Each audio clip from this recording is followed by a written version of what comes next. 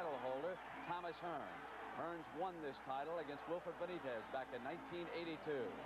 No moss, but Roberto Duran has atoned for that, beating Davey Moore and then lasting 15 rounds against marvelous Marvin Hagler.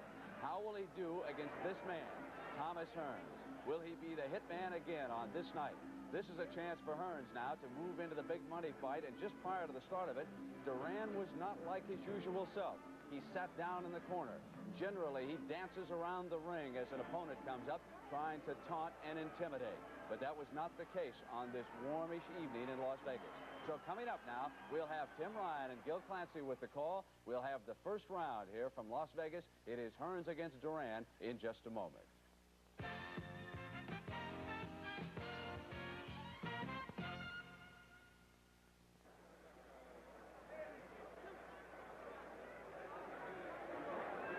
We are ringside at Caesars Palace in Las Vegas for the WBC World Super Welterweight Championship.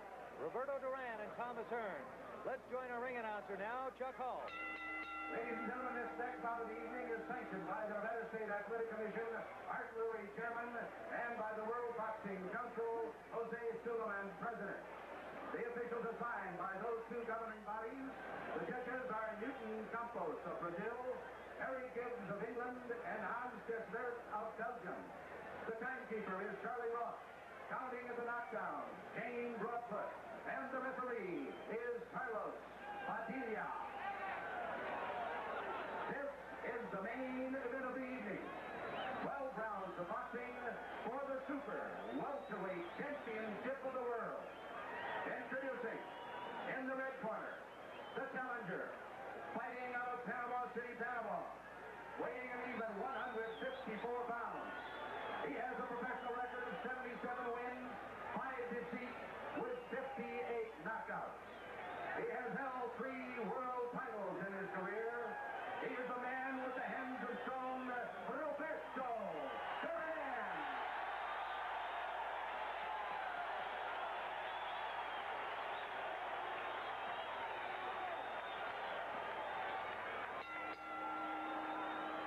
And in the blue corner, the WBC Super Welterweight Champion, fighting out of Detroit, Michigan, weighing in at 153 1/4 pounds.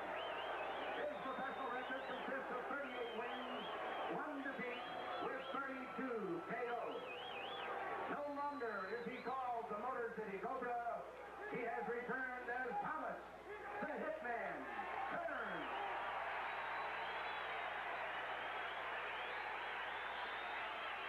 Thomas Hearns and Roberto Duran, effectively 2 champions at 154 pounds. Let's take a look at the tail of the tape for tonight's bout.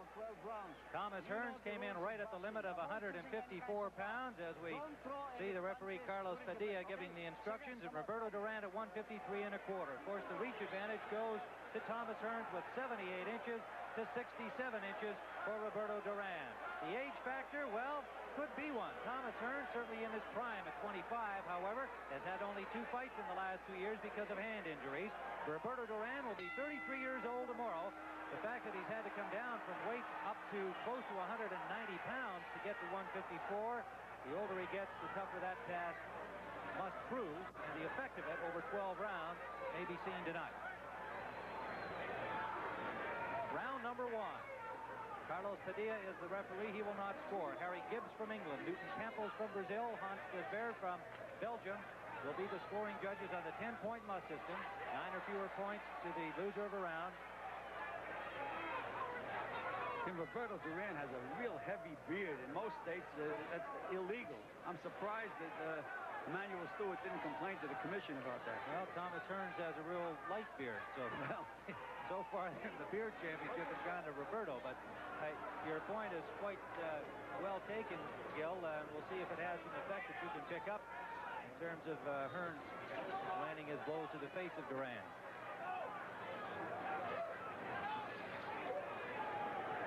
A little tentative here in the early going, and Duran having a little problem with the canvas in this early going, has already slipped a little bit twice.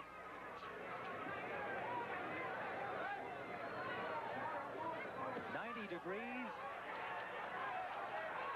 at the time of the bell for the first round here in Las Vegas, with the sun starting to sink in the west. Tim Ryan and Gil Clancy, round one scheduled for 12, remember, under WBC rules, a 12-round title bout. Tommy Hearns should be working that jab overtime. Instead, he's looking to land the big bomb, and he landed a good right hand. A good right hand to the ear of Duran that sent him back into the rope. Of course, the Macho Duran quickly saying, "It didn't hurt me." There's that left jab of Hearns backing up Roberto Duran. Well, Duran is making a mistake, Tim, of standing straight up. He's fighting a tall guy. He should get lower. He's not going to be able to reach up to Hearns. He's got to slip the punches, get underneath him.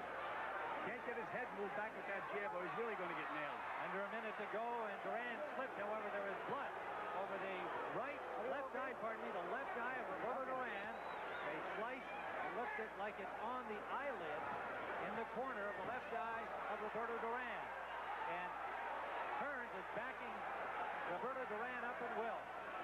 A solid right, and down goes Duran. Duran is on the canvas and looks stunned. Hit to his feet, but he's staggering. He's hurt. Approaching the 22nd mark remaining, and we're in round number one. He's bothered by that cut eye, Tim. He's very seldom ever been cut in a fight. Hearns lands a combination, and Duran waving at him to come at him, but meanwhile taking punishment. Down he goes again. That's going to save him, Tim. That's by the fact that he went down, the bell is going to ring. Got quickly to his feet at the end of the first round. And he must finish the 8 count, and there's the bell that ends round number one. The bell does not end the round, and he went to the neutral corner. Roberto Duran went to the neutral corner.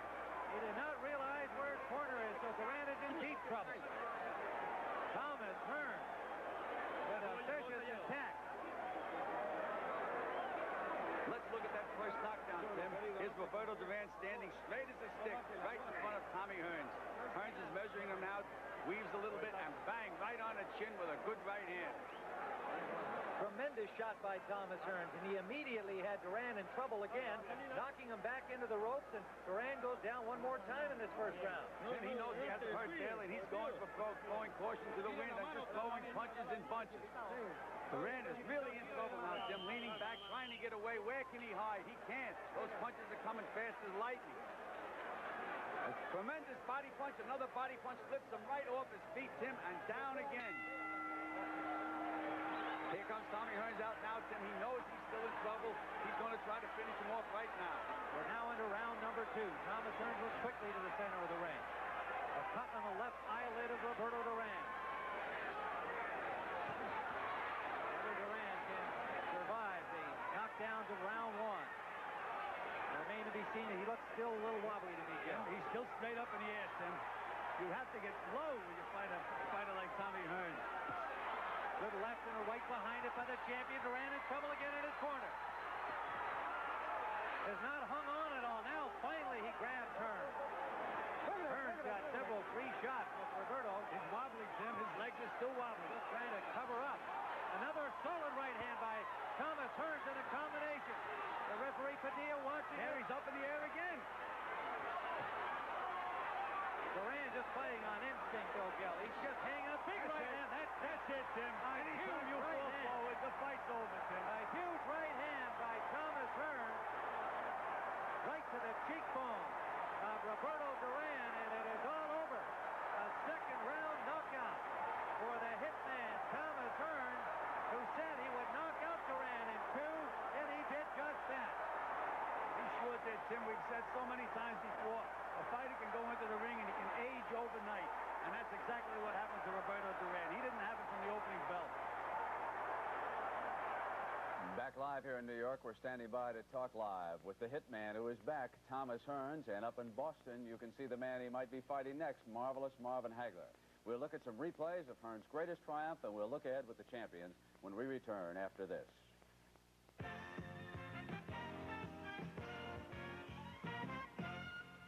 Who's been using my razor? Quit. I thought the speed with which you attacked Duran, it struck me that I don't think I've ever seen you quite that quick. Even in that great fight against Sugar Ray Leonard, I don't think you were as fast as you were in the first round. I thought that I was very quick there, Bert, in that first round, because my task was to move to the red, take put the pressure on Duran, make him back up. I knew once I can get him back up, he can't fight backing up. You know, Gil Clancy made the observation that he never could solve your size. He never could get down on a crouch and get in on the inside and attack you from there. No, I made it very difficult for him to get inside. Each time he moved forward, started to come forward, I put the left hand out there, make him fight the arms. He has to fight the arms in order to get to it. Now, we're going to show the knockout again in the second round. What did the corner tell you between rounds? Were you trying to get him out of the way and not give him a second chance? Was that the strategy here? Well, when I went back to the corner, my coach, Emmanuel Stewart, told me just to take it easy, go in there, and he's ready to go, just go in there and finish him off. And you obviously did, as we'll see here from this replay in the second round. You had him backed up against the ropes, and Tim Ryan made the observation here. He was going simply out of instinct, and in a matter of seconds, down he goes. You hit him with an awesome right. Yes, the shot that I hit him with, I was shooting the left jab first to the head, and then I faked the left jab to the body and came straight up with the right hand from the top. That was the shot there. And how did the right hand come out of the fight? I know you've had some problems with it in the past. Any difficulty? The right hand came out perfect. No problem with the hand at all. All right. Now, what is next for you? Do you want to fight Marvelous Marvin Hagler? You're smiling already. I can tell what the answer is going to be. But what's next for you? Well, hopefully we can get Marvin Hagler. Our plans are to move on to the middleweight division and take on Marvin Hagler because he's still there. Now, you say the middleweight. Then would you move into the light heavy?